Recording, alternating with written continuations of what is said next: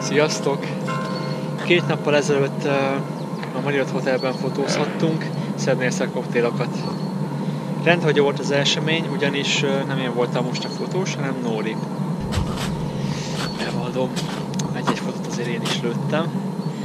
Hogyha kíváncsiak vagytok, hogyan is zajlott, tartsatok velünk!